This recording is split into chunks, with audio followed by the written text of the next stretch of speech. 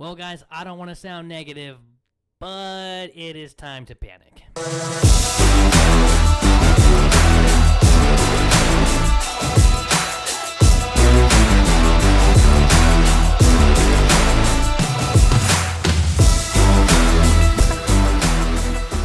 going on, guys? Going through the podcast 1558. This is a solo video tonight. My guys Matt Bird and Justin Herrera are out saving the world. I want to keep this quick. I just want to recap the Week 5 matchup between the Buffalo Bills and the Kansas City Chiefs. If you were watching earlier this week, we sat down with Joe Miller. He's got a Buffalo Bills podcast, really broke down with us what he expected of that game. We both really kind of touched on a lot of things that ended up playing out.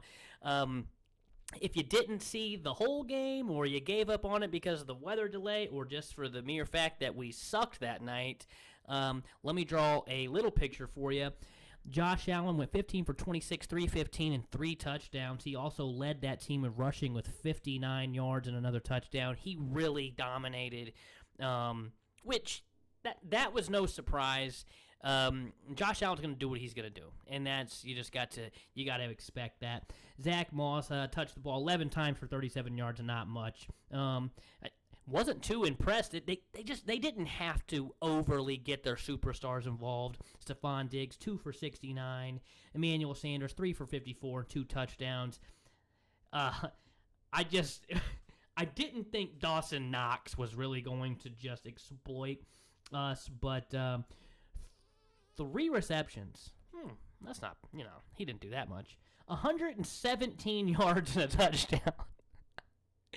And yes, Dan Sorensen is a part of that. If you are in the Kansas City area and you're listening to local sports, you're listening to the local talking heads, he is just being lit on fire for good reason. We're over it. It's stale, Dirty Dan is a fun thing and all this, but it's time. As I'm going to talk about tonight, it's time for us to start letting go of some of these bullshit relationships we have. Patrick Mahomes, worst game of his career, in my opinion. I think probably in a lot of people's opinion. It may not show up quite as much in the stat line. Maybe he's had one other bruiser, but 33 of 54 pass attempts for 272, 2 touchdowns, 2 picks, and a fumble. He also led our team in rushing with 8 carries for 61 yards. If there's anything you need to know of how this game went, it's Patrick Mahomes has 61 rushing yards. He is mobile, but this is not his thing.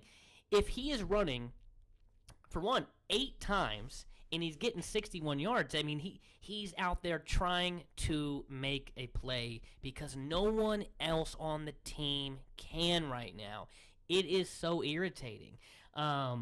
Very interested in what everyone else thinks the problem is. This is the great debate right now. Is it the offense? Is it the defense? Is it coaching? Really, the easy answer is it's everything. It is absolutely everything right now. I will say, I'm not going to touch on offensive stats. There's just nothing to talk about there. What irritates me the most is this fan base is acting like we had some top-tier defense coming into this season. We did not. I will say the Chiefs organization led us to believe this would be a stronger defense that we've seen. They were very excited. If you're listening to any of the post conferences now with Andy Reid and whoever, you can see the disappointment because they are shocked. They are shocked it is as bad as it is because they thought it was actually going to be better than last year. If anything, just break even with last year, and it is far, far worse. And national media is seeing it. If you didn't see what Dan Orlovsky, who just is speaking the truth, and Chiefs Twitter doesn't like it, we're damn near dead last in everything. And a great point that he brought up is back in, I believe it was 2000, the 2000 Rams, who people have called the greatest show on turf for a while. I don't know that offense could hold a candle to anything in today's football, but they were moving the ball at 7 yards a clip, which is awesome on average. And the Chiefs are giving up 7.1. We're making everyone look like that offense is the point he's getting across. We are making everyone look like just a premier offense. Now, you look at some of these opponents, it's not that we're not seeing great opposition right now. Cleveland is a good team. Look at the amount of points. We're talking about, and we have been riding Cleveland as just this run-heavy team. Well, I hate to break it to you. Run-heavy teams that just do that, they don't get in shootouts like they just got in with L.A. Then there's L.A., and there's Baltimore. Philly doesn't really count, even though we love to get excited that that we won a game when we played Philly. And then you got Buffalo. 3. I'm not going to say Baker Mayfield is a great quarterback because he isn't, but that team is great. But Justin Herbert, Lamar Jackson, and Josh Allen are premier quarterbacks in this league. They are all in our conference, and they have all whooped our ass. That's not – you can see the frustration in Patrick Mahomes when he's playing. I think that is the culprit for just how bad he's playing. It's frustration. No one performs at their best when they're frustrated. You can say like, oh, I like for someone to have some fire in them, to be playing pissed off. That's different than just being frustrated that everything around you sucks right now. And it's such a shocker. I think that is why, rightfully so, why he is so frustrated. He has to try to bail us out. I mean, it is his job. And that's what we're paying for him to do, go out and win games against all odds. He didn't think that we would be the ones stacking the odds against him and himself. The turnovers are out of control. It just isn't Chief-like for us to be turning the ball over this much. 11 turnovers already. This is crazy. He's passed... he's never thrown for this many interceptions in one season, and we're just going into week 6. Nothing is working. But I say that to say this. What I was getting at is I'm sick of everyone wanting to ride the defense on this. I've said it in weeks past. If you are a hardcore Chiefs fan listening to this, even just a passionate Chiefs fan to some extent, and you really watch what's going on, sometime between Patrick taking over in 2018, week 1 to now, you have said to somebody or someone has said to you, all we need from this defense is a couple of stops. That's it. And we will bang with anybody. We just need a couple of stops. This defense did that and more. You couldn't have asked for a better start of that second half. Back-to-back stops. That's it. I mean, most teams, when this offense is operating the way it's supposed to, most teams know it's over. We can't be stopped back-to-back. We can't just give Patrick Mahomes the ball twice without putting something on the board. And that is exactly what happened. They got Arrowhead back into it. The game is on at that point. But, I probably am not alone here that I just could not get excited because I don't care that the defense came out, made a stop. You can tell the offense just sucks right now. No one's getting open, and Andy is being out-coached, or he's being, out-dueled with everyone's DC. We said coming into this season that, teams are going to just send 4, they're going to drop 7, and if you have the personnel to do it, you're going to make life hard for us. It turns out damn near everyone can do it. At least everyone that we play Our defense can't pull it off, but everyone else's can. That, that kind of rides on this new offensive line. If you've been watching, they are getting better. They're getting better. So they are exempt, really, from us being able to drive them into the ground. Side note, Joe Thuney, that's a bad dude. I know we really paid him a ton, and then for him to fracture his hand in the first series of the game, and go say, wrap me up and get me back out there and finish the game, it is so refreshing to hear that we've got just a tough dude on that line. I mean, I'm not saying that is a victory of any sort for us, but if you're going to get upset that he got paid that money, you should at least be somewhat appreciative or glad, at least, that this man, he's no punk. He's not getting paid and just saying, fuck it. I'm going to just ride this bench because I fractured my hand. One of the things absolutely required for my job. We've all worked with people that can't come to work with a sneeze. And this guy, I do think Joe Thuney's the real deal. He is going to be a leader. That will make your fellow linemen really want to turn it up, especially the young guys next to him like Creed Humphrey and Orlando Brown too, young dude. Trey Smith, who seems to show he's got all the fire we want. That breaks everyone bring it a little more. So I am very happy where the offensive line is, but I do think, and I don't want this to sound super negative, I think it's time to blow it up, though. Not the offensive line. I think it's time to what will probably have to be somewhat of a rebuild season. Everyone freaks out when you hear rebuild. I don't mean just forfeit next year in an attempt to get better.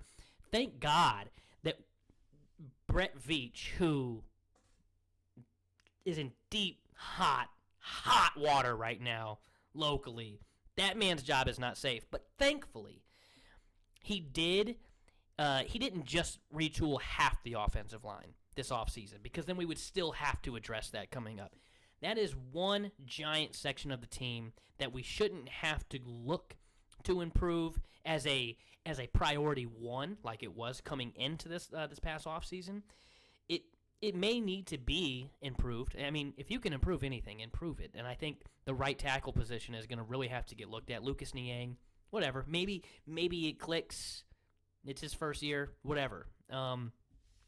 Technically a rookie, opted out last year. I'm sure he didn't get much smarter as he opted out. I don't know how much they were actually able, any player that opted out, how much they were able to interact with the team. I don't think they really could at all. So I don't think that he was able to sharpen any of his offensive playbook skills or anything like that with us. I know he was working out and we were seeing that, but still, it's not the same. So if you can get better there, fine. But anyways, the rest of this roster has got to get looked at. It's time that we stop just staying so top-heavy. I know that having Tyreek Hill and Travis Kelce on this offense is awesome, and anybody would want that. But look around the league right now. Look at some of these teams. It isn't just two guys and then three other bums on the field with them. And that is what the problem to me is. The offensive line, if you were watching Sunday night, there's plenty of times that Patrick has time. There's plenty of snaps where Patrick has time to find somebody and no one's getting open. Because DeMarcus Robinson, Byron Pringle, and McCole Hardman just ain't that good. And we've talked for years about how the greats like Tom Brady and Peyton Manning have made the slouches of the world look good. Byron Pringle, Demarcus Robinson, and McCole Hardman all have Super Bowl rings. Okay? Those guys probably can't start in 90% of the league, and they're Super Bowl champions. So I don't want to hear that Patrick can't do it with them. He has done it with them. And now the juice ain't worth the squeeze. He's gotten everything you can get out of Demarcus Robinson. He ain't getting better. Byron Pringle, 28 years old. It's not happening. What we don't want to pay Tyrann Mathieu, all-pro safety, because he's 29, yet we want to hang around with Byron Pringle. We can get better at these positions. We've just got guys out there running around. They don't know what they just can't get open. They don't know what to do. You can see it. You can see Patrick gun shy. He's pumping. He's wanting to let it go, and he just can't. These guys, we need a particular skill set right now, I think, for Andy Reid to be able to duel with what D coordinators are putting out there against us. It's the same thing we're seeing. If you've got 7 defenders on the field to really lock down that pass game, you can get very creative. And a lot of people are quick to say, well, the only way to beat that is running the ball. And they're not wrong. That's another position that we have got to seriously look at. We can't just say, well, I drafted this guy early. I've got to see it through. No, what you need to do is admit you were wrong and move on. You can't say that we should not have drafted Jonathan Taylor, J.K. Dobbins, DeAndre Swift, any one of those guys over Clyde Edwards-Helaire. You got to take off the Chiefs' glasses. If Clyde Edwards-Helaire was not a Chief, he'd be a backup somewhere right now. And maybe he'd be a starter, but he's not going to be lighting ESPN on fire. It ain't what we thought. He is just incredibly small too. I just every week I see him. I mean, I am devastated that he's hurt. I am a Clyde fan. I think he can do some things in space, but honestly, we're not getting anything. We're not getting out of him what we were told to look for. We were told this man is going to really bring in a wrinkle for our pass game because he's got hands and he can do it. Where is it? We don't pass this man the ball. We're not getting creative with screens with him. God, were you guys watching that Baltimore and Indy game last night? Jonathan Taylor, first time they throw him a little screen pass, first time he touches the damn ball. To the house. To the house. That man can fly. And he's big enough to be an every down back. How was that missed? It was clear in college that he was just an animal. And obviously, yes, Clyde Edwards was good too. He was on, at that time, the college team equivalent to the Chiefs at that time, at least the Chiefs' offense. They can do anything they want in LSU. No, that's not how Jonathan Taylor was operating. Everything was on him. I don't know. That's where I'm getting at. Brett Veach is missing, and he has continued to miss several times. We've seen now Clyde first-round picks, which honestly I don't even care about first-round picks that much. You have to hit on one of them every now and then, or we've been trading them off. And that's fine. Don't miss when you do that also. And you can't always do it because you're just going to get too expensive. If you're trading a first-round pick for someone, that person is very expensive. Please see Frank Clark, for example. Super Bowl champion defensive end Frank Clark. You can't undersell the fact that that man came in and did what we all bitched and moaned about for 50 years. Give that man some credit, but now it's time to admit that it's over and move on. That's going to happen this offseason. I understand why the Chiefs have not cut him yet. They needed him to be hit with that felony. They needed him to breach that contract for us to save that money this year, and it just didn't happen, and it's probably not going to. I know he's got another court date coming up at some point. He just had one, and he pleaded not guilty. Why would he do otherwise? It cost him about $18 million to plead guilty. No thanks. So, there's Chris Jones, all the money in the world, and then we change his position. What? When we paid Patrick Mahomes $500 million, when we gave him that $500 million contract, you go tell him to play tight end? No. And I get it. I know that comparison isn't fair, but the fact of the matter is, you just can't be so successful at doing one thing and say, let's try something else here too. Get him back inside when he gets healthy and let him play next to Jarran Reed. Locally, they're lighting Jarran Reed on fire also because he's non-existent. I think I know what would help. I think I know what would help the middle of that line if there was someone, a certain someone directly next to Jarran Reed. I've been saying this since the moment we signed him.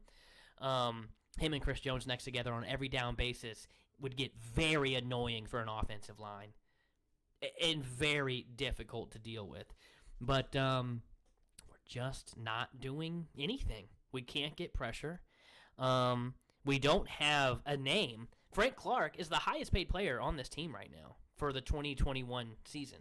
Hasn't been able to smell a quarterback this season, and really in some time. And I know he's been hurt, whatever. This is just not going to work when so much money on this defense is tied between two guys on that offensive line. They take a humongous percentage of our entire salary cap, and you're just not seeing talent anywhere else when we're going to miss on second-round picks like McCole Hardman and Juan Thornhill. Don't tell me I'm crazy that we didn't miss on Juan Thornhill. We missed. He's out. He is getting reps on the field. I know he's not getting as many as we like, and we don't want to see Dan Sorensen on the field. Something's not right, though. Something isn't right with Juan Thornhill right now. And I don't know that it's going to change. And second-round pick. We just can't keep missing like that and paying out these massive contracts. It just, that is when we're seeing that product. We're seeing what happens when a couple of dudes on your team take up a humongous part of your salary. Tyrann Mathieu is paid a lot as well, and he is another one. We're just not seeing anything out of him. All he wants to do is throw his hands up about Dan Sorensen, but I don't know if we need to remind Tyrann Mathieu, this team can't take the ball from anybody right now. It can't take the ball from anyone. So that's got to be where Tyrann Mathieu gives the team a spark. No one can do it right now. No one's got a spark in them. No one looks like they care, honestly. I think you see it in Patrick's eyes right now. Everyone seems like they're ready to ship it in. And I know it's just been a brutal, brutal quarter of the season. And everyone's excited that the schedule's going to get a lot lighter. Hey, guys, don't get... Oh, my God. Do not get excited that we're playing this Washington football team. If there's anything that's going to force the whole sideline to just get fired, it's going to be losing to the Washington football team Sunday, which has everything you need to beat us. Their defense is underperforming, and we're going to be talking about that game later on in the week, so I won't get into that. But don't get too comfortable about playing the NFC East. It's not like we ran over Philly. There's a lot of problems. The team has to really, the front office has to take an honest assessment of what's going on, and start making those decisions. Look at what Dallas just did. I know a lot of people were kind of up in arms. It takes balls to do what they just did with Jalen Smith, admitting that it ain't going to work here anymore for you. We just paid you a gigantic contract. You just signed a gigantic contract paying you a ton of money, and it's getting more expensive every day for us. So the sooner we get out of this, the better. Man, sometimes you do what you got to do. it may not seem like it makes a lot of sense, but admitting you were wrong, Chiefs fans, think about this. Think about if Scott Pioli could have just admitted he was wrong about Matt Castle so long ago. That man robbed us. That man robbed us. And we just said, well, I'm not. This is the decision I made, and I'm not going back on it. And I know that's a long time ago, different front office. It's how we function here. Why is Dan Sorensen on this team? It's not like he's getting paid a bunch of money or anything like that. Why are we attached? Why do we get so attached to some of these players? You got to continue to run this thing as a business. Byron Pringle wouldn't be on this team if he didn't go to K-State. He wouldn't be in the NFL. He's not good. I'm sorry. You can't average a handful of receptions every year, be the second highest paid receiver on this team. Mind-blowing if you didn't know that. Not a ton of money, but second highest paid receiver on our team, second to Tyreek Hill at $2 million this year. My early prediction was he wasn't going to make the team because this team was money hungry, and when you need to get creative, like this team probably needs to right about now, I'd love an extra $2 million. We only got $3 million. Man, a little extra money would probably go a long way right now, and we'll obviously through the season we'll be talking about the Chiefs' money situation because it's going to get much, much, much better next offseason. We have some money to play with, and that's why this team has to really make an honest assessment of Brett Veach right now, because this next offseason has the money, and it may even have the draft capital now to turn this thing around quicker. Not saying it can't be done this year, but let's face it. I just don't see how we turn this around. Beating bad teams isn't turning it around. The good teams know how to frustrate this offense. They know how to walk all over this defense.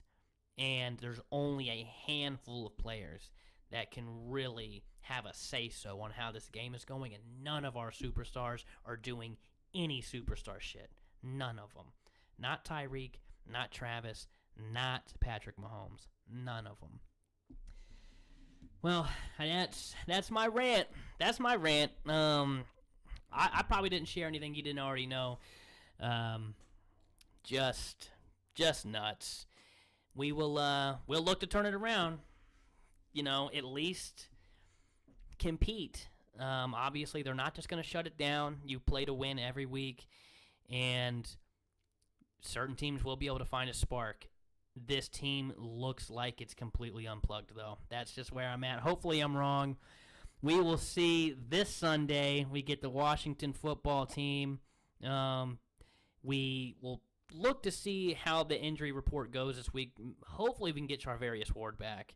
Hopefully, we can get Chris Jones back. Hopefully, we can get a full, a fully energized Willie Gay. I know he was out there Sunday. I just, he didn't. No one gave us anything. Rashad Fenton was out there. I love Rashad Fenton. I know he's not the best corner in the world, but if we got everyone on the field, maybe that does something. I don't know. Trade deadline coming up in a couple weeks. Brett Veach, if you want to save your job, no better time than right now. Guys, I'm Billy Truelove with Podcast 1558 for my guys Matt Bird and Justin Herrera. We will see you on Twitter. That's at 1558. That's YouTube, Facebook, and Twitter. Go follow us, subscribe, whatever it is you're supposed to do. And we will talk to you later. Go Chiefs.